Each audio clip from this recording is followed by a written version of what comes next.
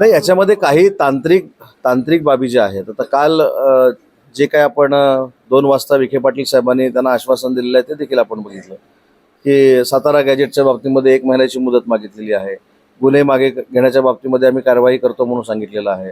त्याच्यानंतर जे अधिकारी मुद्दाम अशा पद्धतीचे दाखले देणार नाहीत त्यांच्यावर देखील कारवाई करतो अशा पद्धतीची भूमिका त्यांनी सांगितलेलं आहे. विभागीय आयुक्तालयामध्ये कायम दर 15 दिवसानं या दाखल्याच्या संदर्भातला आढावा घेतला जाईल असं देखील त्यांनी सांगितलेलं आहे. आणि ते मनोजदादांना मान्य आहे. त्यांनी आता ती 5 जुलैपर्यंतची वेळ दिलेली आहे. त्याच्यामध्ये सरकार म्हणून आम्ही सकारात्मक काम करू.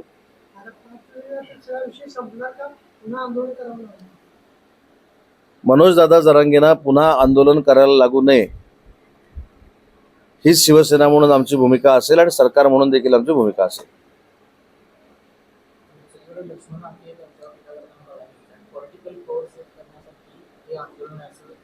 काय काय काय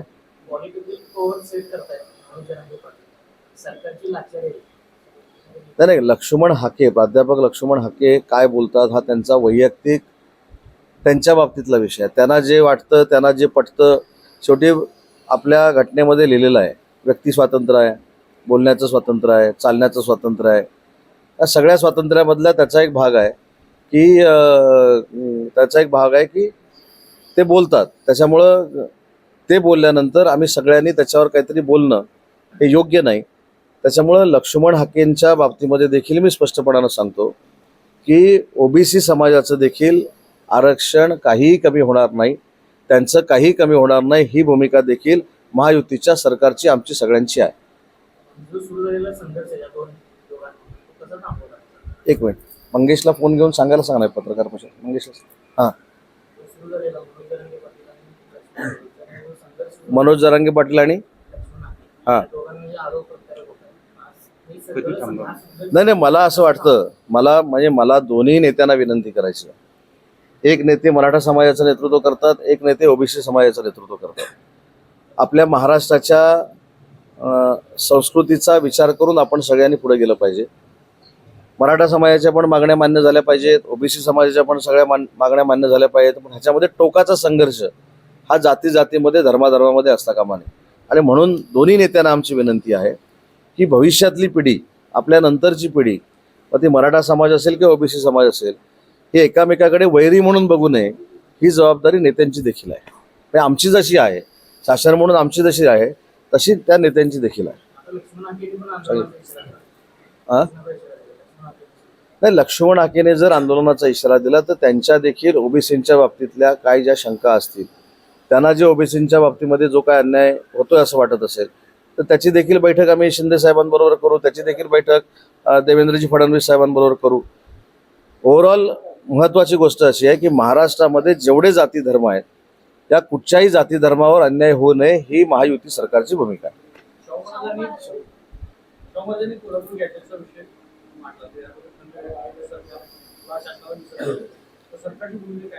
कोल्हापूर गॅजेट हां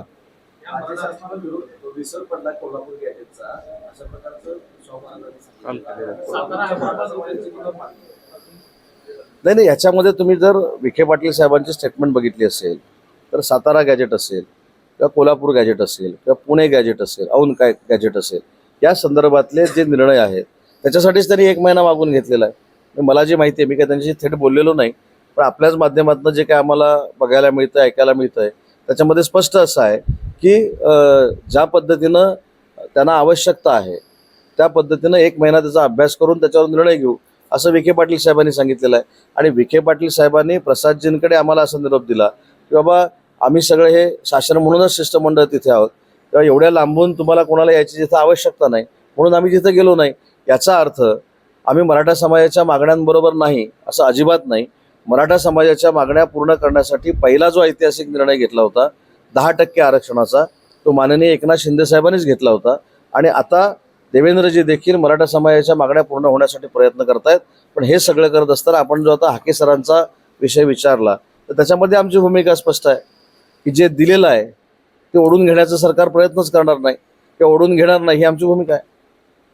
एकीकडे मराठा आणि ओबीसी आरक्षणाची चर्चा सुरू आहे, दुसरीकडे एससी आरक्षणाचं सुद्धा वर्गीकरण केले जाते, त्याच्यात सुद्धा स्पेशल त्यातलं आरक्षण हवा आहे, तुम्ही चर्चा किंवा आंदोलन करतायत, एकूणच या आरक्षणाबद्दल नाही, हा जो विषय आहे हा थोडा गैरसमजात होतोय. शासनाची याच्यामधली भूमिका स्पष्ट ह्या नेते मंडळी समजून घेण्याची गरज आहे. त्यांना जे चर्चा करायची आवश्यकता असेल तर सरकार त्यांच्यावर देखील चर्चा करायला तयार आहे. परंतु समाजामध्ये नाहक तेढ निर्माण करण्याचं काम ज्या पद्धतीनं केलं जातंय हे महाराष्ट्राच्या दृष्टीनं, जनतेच्या दृष्टीनं योग्य नाही. समाजाच्या मागण्या ह्या मानल्या पाहिजेत, जातीच्या मागण्या ह्या पूर्ण झाल्या पाहिजेत, याच्यासाठीच सरकार आहे.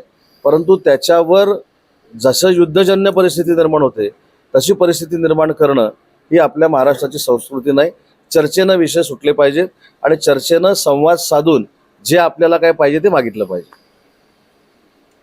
ठीक आहे. आज सकाळी आमच्या कोकणातल्या एका कार्यक्रमासाठी मी बेळगावमध्ये होतो. बेळगावमध्ये मी पत्रकार परिषद घेतलीच, परंतु महाराष्ट्रातल्या विषयावर महाराष्ट्रातच पत्रकार परिषद असावी या भावनेनं पुन्हा एकदा मी ही कोल्हापूरमध्ये पत्रकार परिषद घेतोय. सर्वप्रथम मी आपल्या सगळ्यांच्या वतीनं मनोज जरांगे पाटलांचं अभिनंदन करतो, त्यांना मनापासून धन्यवाद देतो. आणि त्यांनी सरकारच्या शिष्टमंडळाला प्रतिसाद देत काल रात्री 2 वाजता त्यांचं आंदोलन जे थांबवलं त्याबद्दल देखील त्यांचे आभार मानतो आणि त्यांना धन्यवाद देतो. धन्यवाद देत असताना थोडी पार्श्वभूमी देखील सांगितली पाहिजे की ज्यावेळी भाजपाचे आमदार आदरणीय प्रसाद लाडसाहेब मनोज जरांगे पाटील साहेबांना भेटून आले, त्याच्यानंतर 2दा त्यांनी एकनाथ शिंदे साहेबांची चर्चा केली, मुख्यमंत्री महोदयांची देखील चर्चा केली आणि माननीय शिवसेनेचे मुख्य नेते आमचे पक्षप्रमुख आदरणीय एकनाथ शिंदे साहेबांनी देखील सुरुवातीलाच मनोजदादा जरांगेंना विनंती केली होती, त्यांना आवाहन केलं होतं की अशा रणरणत्या आणि रखरखत्या उन्हामध्ये आपण आंदोलन करू नये. महायुतीचं सरकार म्हणून ज्या पद्धतीनं त्यांनी मराठा समाजासाठी निर्णय घेतले तसेच आता विद्यमान मुख्यमंत्री देखील घेत आहेत, ही भूमिका देखील एकनाथ शिंदे साहेबांनी मांडली होती. त्याच्यानंतर देवेंद्रजींनी देखील हीच भूमिका मांडली की माननीय एकनाथ शिंदे साहेबांनी मराठा समाजाच्या अनेक मागण्या मान्य केल्या, आता ते देखील सकारात्मक ह्या सगळ्या दृष्टीमध्ये पावलं उचलत आहेत. आणि या सगळ्याची खात्री झाल्यानंतर काल रात्री 2 वाजता मनोजदादा जरांगे पाटलांनी त्यांचं आंदोलन मागं घेतलं. पण हे आंदोलन मागं घेतल्यानंतर बेळगावमध्ये अचानक जो मला एक प्रश्न विचारण्यात आला, म्हणून मी खरं तरी आज पत्रकार परिषद घेतोय की या सगळ्या चर्चेमध्ये शिवसेना कुठं दिसली नाही अशा पद्धतीचा प्रश्न मला बेळगावमध्ये विचारण्यात आला. आणि त्याचा मला खुलासा करायचा आहे की स्वतः माननीय एकनाथ शिंदे साहेबांनी हे आवाहन केलं होतं. मी स्वतः माननीय प्रसाद लाडसाहेबांच्या संपर्कामध्ये होतो, मी स्वतः मनोजदादा जरांगेंच्या संपर्कामध्ये होतो आणि 3 ते 4 वेळा मी प्रसाद लाडसाहेबांना देखील विचारणा केली होती की जर आमच्या शिवसेनेच्या म्हणजे माझी त्या ठिकाणी जर आवश्यकता असेल तर मी तर त्या ठिकाणी यायला तयार आहे, अशा पद्धतीची भूमिका मी प्रसाद लाडसाहेबांकडे देखील मांडली होती. परंतु प्रसादजींनी मला असं सांगितलं की विखे पाटील साहेब जे उपसमितीचे अध्यक्ष आहेत त्यांनी सांगितले की शासनाचे प्रतिनिधी म्हणून आम्ही 2 सरकार म्हणूनच या ठिकाणी आलेलो आहोत, त्याच्यामुळं रत्नागिरीवरनं अंतरवाली सराटीला एवढं लांब तुम्ही येऊ नका, अशा पद्धतीची भूमिका त्यांनी मांडल्यामुळं मी किंवा कोणीही शिवसेनेचा मंत्री त्या ठिकाणी जाऊ शकला नाही. पण काल आपल्याला माहिती असेल की 8-8:30च्या दरम्यान शिवसेनेच्या वतीनं मी देखील एक ट्विट केलेलं होतं आणि त्या ट्विटमध्ये देखील मी हेच म्हटलं होतं की दोन्ही नेते मग एकनाथ शिंदे साहेब असतील, देवेंद्रजी फडणवीस साहेब असतील, हे प्रामाणिकपणानं मराठा समाजाला न्याय देण्याचा प्रयत्न करतायत. इतर कुठच्याही समाजाचं काहीही कमी न होता मराठा समाजाला आवश्यक त्या सगळ्या न्याय देण्याची भूमिका ही महायुतीच्या सरकारची आहे, अशी दोघांची भूमिका आहे. आणि म्हणून आमचे काही हितचिंतक जे आहेत पक्षाच्या बाहेरचे, ज्यांना आमची फारच काळजी आहे, त्यांना हा प्रश्न पडतो की मग उदय सामंत का गेला नाही. उदय सामंत कदाचित यावेळी दिसला नसेल, पण उदय सामंत एकनाथ शिंदे साहेबांच्या नेतृत्वाखाली अनेक वेळा मराठा समाजाला न्याय देण्याच्या दृष्टीनं शासनाच्या शिष्टमंडळामधनं मनोज जरांगे पाटलांना भेटलेला होता. काल देखील माझा आणि तिथल्या सरपंचांचं आणि त्यांच्या कोर कमिटीतल्या काही सदस्यांचं देखील बोलणं झालं, वारंवार माझं बोलणं होतं. आणि आजही प्रामाणिकपणानं सांगतो की शिवसेना माननीय एकनाथ शिंदे साहेबांच्या नेतृत्वाखाली मराठा समाजाला न्याय मिळण्यासाठी प्रयत्न करते. इतर समाजाचं काहीही कमी होऊ नये ही देखील शिवसेना म्हणून आमची भूमिका आहे. परंतु नाहक काही लोकांनी गैरसमज पसरवण्याचा जो प्रयत्न करतात तो महाराष्ट्रातल्या मराठा समाजामध्ये पसरू नये यासाठी प्रामाणिकपणानं सकाळी पण मी पत्रकार परिषद घेतली, पण आज ती या ठिकाणी पत्रकार परिषद घेणं गरजेचं होतं, म्हणून आज या पत्रकार परिषदेला मी सामोरं जातो. त्याला वारंवार आंदोलन करावं लागते. हां नाही, याचं उत्तर मला असं वाटतं की आता हे 6-7 महिने ही प्रक्रिया सुरू आहे. अनावधानानं ज्या फॉर्मवर स्वतःकडे गाडी असताना देखील तो फॉर्म भरला गेलेला होता, स्वतः सरकारी नोकर असताना देखील तो फॉर्म भरला गेलेला होता, सरकारी कामामध्ये फायदा घेतलेला असताना देखील तो फॉर्म भरलेला होता, सरकारी काही बेनिफिट्स घेतलेले असताना देखील जो फॉर्म भरलेला होता, ते फॉर्म जे आहेत ते फक्त बाजूला करण्याचा निर्णय घेतलेला आहे. बाकी कुठचाही याच्याशी जाणीवपूर्वक असं कुठं काढून टाकलेलं नाही. तर 2005च्या नुसार 2005च्या जियानुसार पूर्वी दाखला केला जात होता. 2005 5च्या जियानुसार हां त्यानंतर दुसरं आपत्ती झालं. त्या आपत्तीला सुद्धा त्या जातीच्या दाखला करण्यासाठी पूर्वी दाखला करण्याची अडचण आहे. ते जियाचं आता त्याला तो विषय आहे की दाखला अडचण किती त्या ओळखचं व्हेरिफिकेशन झालं त्याचं काय काय दुसऱ्या आपत्तीचं पुन्हा सगळी कागदपत्रांची गरज आधी पुन्हा त्या दुसऱ्या आपत्तीचं नाही, असं काही ठिकाणी होत असेल, मला असं वाटतं काही ठिकाणी होत असेल. आता माझ्या जिल्ह्यामध्ये जर आपण बघितलं तर अशी तक्रार येत नाही, पण अशा पद्धतीची स्वतःच्या म्हणजे काकांचा चुलत्याचा दाखला आहे, त्यांच्या मुलाचा दाखला आहे आणि त्याच्या परत सख्या भावाचा दाखला काढताना अशा पद्धतीची जर अडचण येत असेल तर आम्ही स्वतः जिल्हाधिकाऱ्यांशी बोलू, त्या संबंधित यंत्रणेशी बोलू, मंत्री महोदय सामाजिक न्यायाचे त्यांच्याशी मी स्वतः बोलेन. पण अशी खरं अडचण यायची काही आवश्यकता नाही, कारण त्यांचं थेट ब्लड रिलेशन आपल्याला आयडेंटिफाय होतं व दाखला द्यायला काही हरकत नाही.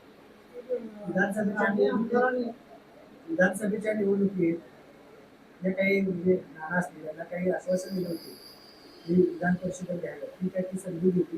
आता महामंडळ सुद्धा वाटप महायुतीकडे होत नाही. कार्यकर्ते वेटिंगमध्ये काय म्हणतात? असं काही नानांच्या मनात अजून आलेलं नाही ते वेटिंगला आहेत म्हणून. कार्यकर्ते अजिबात नाही. आमचे सगळे कार्यकर्ते सगळे नेते आमचे हे कामात व्यस्त आहेत. माननीय शिंदेसाहेबांवर त्यांची निष्ठा आहे, शिंदेसाहेबांवर ते प्रेम करतात, त्याच्यामुळे शिंदेसाहेब त्यांच्याकडे दुर्लक्ष करणार नाहीत हे मला आत्मविश्वासानं माहिती.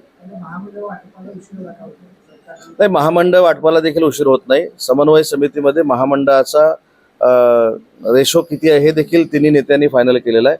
त्याच्यामुळं आचारसंहिता संपल्यानंतर पुढच्या 2 महिन्यामध्ये महामंडळ व्हायला काय हरकत नाही.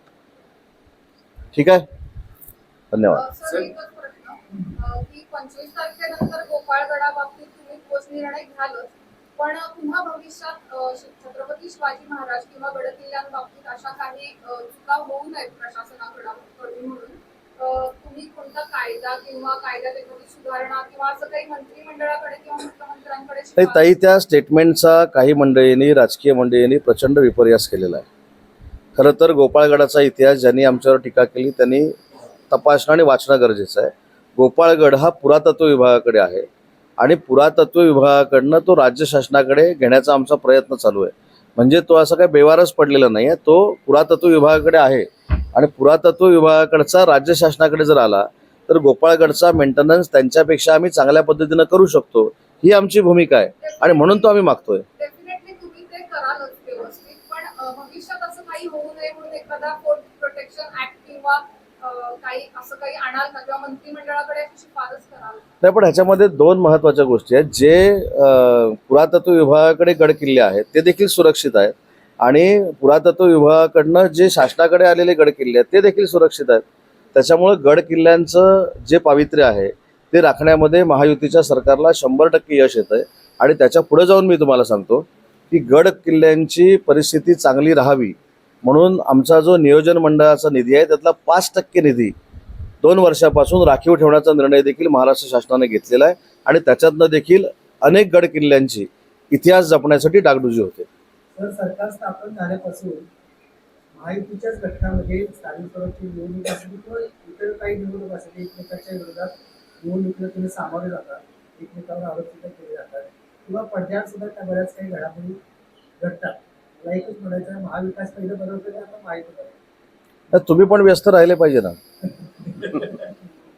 ज्या ज्या निवडणुका येत आहेत त्याच्यामध्ये तुम्ही देखील व्यस्त राहिले पाहिजे. तुम्हाला देखील लिखाणासाठी काहीतरी विषय मिळाले पाहिजे. तुम्हाला देखील ब्रेकिंग रोज काहीतरी मिळाली पाहिजे. म्हणून आमचा सगळा कारभार चालू असतो. शेवटी चौथा स्तंभ चित्रपट महामंडळाचा हा काही विषय नाही. चित्रपट महामंडळाची जी भूमिका आहे ती मी स्पष्ट केलेली आहे. चित्रपट महामंडळाशी माझा काही संबंध नाही. काल गोकुळच्या निवडणुकीसंदर्भात महायुतीची एक बैठक झाली. त्यामध्ये सर्वाधिक ठराव असणारा कर्जत तालुका आहे. त्यामध्ये आमदार चंद्रकांत पाटील आहेत शिवसेनेचे. त्यांना या बैठकीला बोलवलं. काय सांगाल? नाही, गोकुळचं राजकारण म्हणजे खरं सांगू का, म्हणजे मी शिवसेनेचा कोल्हापूरचा संपर्क मंत्री आहे, पण मी बाकीच्या स्थानिक स्वराज्य संस्था, आमदारकी, खासदारकी याचा संपर्क मंत्री आहे. बाकीच्या ज्या निवडणुकात कोल्हापूरच्या होतात त्याचा मला पण अभ्यास करायला लागणार आहे. कारण आमचं ठरलंय आणि आपलं ठरलंय यातला फरकच मला कधी कळला नाही.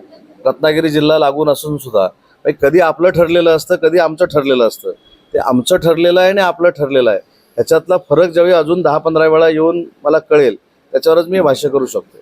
साहेब, शक्तीपीठ महामार्गाला आता शेतकऱ्यांचा विरोध जसा आहे तो कायमच आहे आणि आता तुमचेच जे आमदार आहेत शिवसेनेचे त्यांनी देखील आता त्याला विरोधाची भूमिका घेतली आहे. यावर कसा तोडगा काढणार? नाही, शक्तपीठ महामार्ग असू दे किंवा कोकणामध्ये येणारे अणुऊर्जाचे प्रकल्प असू दे, शिवसेना म्हणून आमची भूमिका ही स्पष्ट आहे की जनतेला विश्वासात घेऊनच ह्या पद्धतीची प्रक्रिया पूर्ण झाली पाहिजे.